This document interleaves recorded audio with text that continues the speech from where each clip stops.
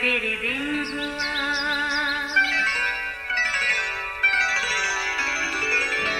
نیا پھر دن ہوا، پرانی رات کا کرے سو شکر ہم خدا کی ذات کا، خدا کی ذات کا نیا پھر دن ہوا۔ آج کی آیت، کیونکہ اگر تو اس وقت خاموش رہے تو خلاصی اور نجات یہودیوں کے لیے کسی اور جگہ سے آئے گی، پر تو اپنے باپ کے خاندان سمیت ہلاک ہو جائے گی، اور کیا جانے کہ تو ایسے ہی وقت کے لیے سلطنت کو پہنچی ہے۔ آستر 4 باب 14 آیت۔ عزیزو، ان دنوں ہماری گفتگو کا محور احسویرس بادشاہ ہے، جو بابل کے 127 صوبوں پر بڑی کامیابی کے ساتھ حکمرانی کر رہا تھا۔ خوش قسمتی سے کچھ عرصہ پہلے ایک سازش کے فاش ہونے پر بادشاہ کی جان بچ گئی۔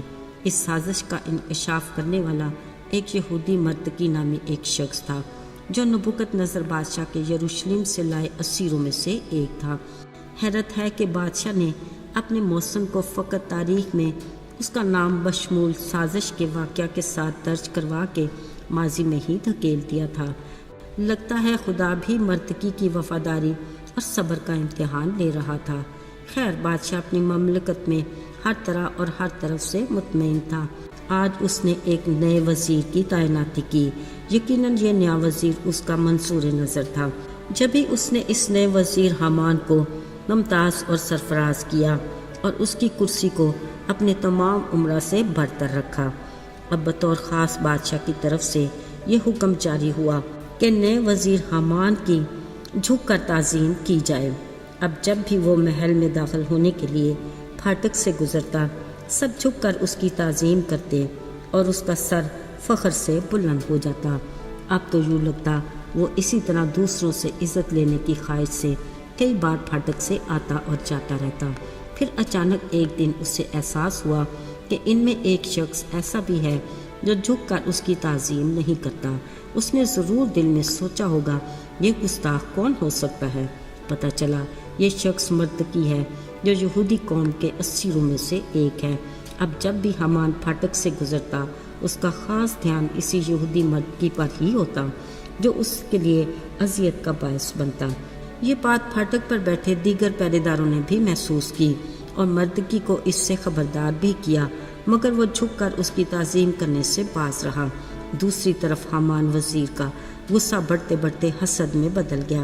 آخر اس نے مرتقی سے بدلہ لینے کی ٹھان ہی لی۔ سو اس نے اپنے دل میں نہ صرف مرتقی بلکہ پوری قوم اسرائیل کے لیے ایک منصوبہ بنا لیا۔ حامان نے بڑی چالاکی سے اپنے ارادے کو بادشاہ کے سامنے رکھا۔ یوں ہی بادشاہ سے مملکت کی باتیں کرتے اس نے قوم اسرائیل کا ذکر بھی کیا۔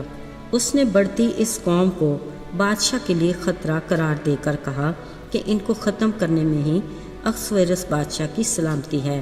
بادشاہ نے اپنے نئے وزیر حامان کے مشورے کو بڑی سنجیدگی سے لیا اور اس خطرے سے بچنے کے لیے اپنی انگوٹھی اتار کر اسے دی تاکہ شاہی فرمان پر اس کی مہر ہو۔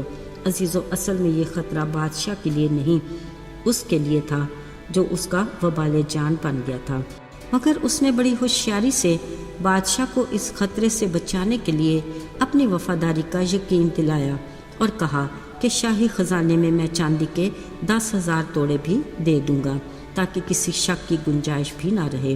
عزیزو، حامان کو یہودی مرتقی سے بدلہ لینے کی اتنی جلدی تھی کہ بادشاہ کے رضامند ہوتے ہی اس نے شاہی فرمان لکھا، بادشاہ کی دی انگوٹھی کی مہر کی اور ایک مقررہ تاریخ پر بادشاہ کی مملکت میں تمام یہودی قوم کو ایک ہی دن میں ہلاک کرنے کا فرمان جاری کر کے ہر طرف ہرکارے روانہ کر دیے۔ پھر خود سکون سے بادشاہ کے ہمراہ میں نوشی کرنے بیٹھ گیا۔ عزیزو، جتنی تیزی سے ہرکاروں نے اس خبر کو تمام مملکت میں پہنچایا، اتنی ہی شدت سے 400 ماتم اور روزہ اور گریازاری اور نوحہ شروع ہو گیا اور بطیرے ٹاٹ پہنے راکھ پر بیٹھ گئے۔ ادھر یہودی مرتقی نے بھی اپنے کپڑے پھاڑے، ٹاٹ اوڑھ کر سر پر راکھ ڈال کر بلند دردناک آواز سے چلانے لگا۔ جب یہ خبر ملکہ آستر تک پہنچی وہ نہایت غمگین ہوئی۔ پھر اسے مرتکی کی طرف سے تاکید بھی کی گئی کہ اب وقت آ گیا وہ بادشاہ کے حضور جا کر اپنی قوم کے لیے درخواست کرے۔ عزیزو، مرتکی نے ملکہ آستر کو ایک بڑا خاص پیغام بھی پہنچایا۔ اس نے کہا، اگر تو اس وقت خاموش رہے گی تو یاد رکھ کہ یہودیوں کے لیے خلاصی اور نجات تو وہ الہی ذات کسی اور طرف سے بھی بھیج ہی دے گا، اور کیا جانے کہ تو ایسے وقت کے لیے ہی سلطنت کو بھیجی گئی ہے۔ عزیزو، آستر ملکہ کے لیے مرتکی کے یہ الفاظ بڑے ہی پرمعنی اور غور طلب ہیں۔ بلا شبہ آستر ملکہ ایک دلیر اور باہمت لڑکی تھی۔ اس نے اپنی سہیلیوں کے ساتھ 3 دن کا روزہ رکھا، پھر شاہانہ لباس پہن کر بادشاہ کے حضور حاضر ہوئی۔ بادشاہ نے اپنا سنہلا عصا اس کی طرف بڑھایا جو آستر ملکہ نے قریب جا کر چھوا۔ یہ نشان بادشاہ کی طرف سے گویا ایک اجازت نامہ تھا۔ بادشاہ نے اسے کہا، آستر ملکہ، تو کیا چاہتی ہے؟ تیری کیا درخواست ہے؟ تو کہے تو آدھی سلطنت تک تجھے بخشی جا سکتی ہے۔ بادشاہ کا اپنی ملکہ آستر کے لیے بے انتہا پیار کا ثبوت تھا، مگر وہ ہر طرح کے لالچ سے مبرہ تھی۔ اس کی محبت تو فقط اپنی قوم اور عقیدت اپنے خداوند سے تھی۔ اس نے بادشاہ سے عرض کی کہ اگر بادشاہ کو منظور ہو تو وہ اور حامان اس کے جشن میں تشریف لائیں۔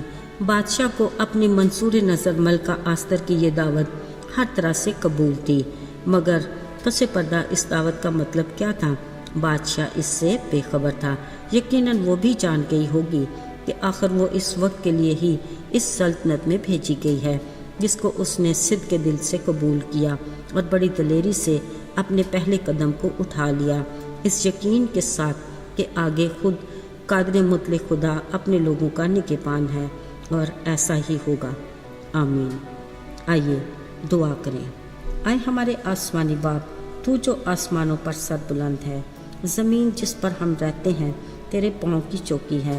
ہم تیرے شکر گزار ہیں کہ تو ہماری تمام تر خطاؤں کے باوجود پھر بھی ہم پر مہربان ہے اور ہماری کمزوریوں میں ہمیں طاقت دیتا ہے تاکہ ہم کبھی بھی اپنے اصلی دشمن ابلیس کے سامنے شرمندہ نہ ہوں۔ ہمارے ایمان کو اور بھی مضبوطی عطا کر، یسوع کے مبارک اور بابرکت نام میں، آمین۔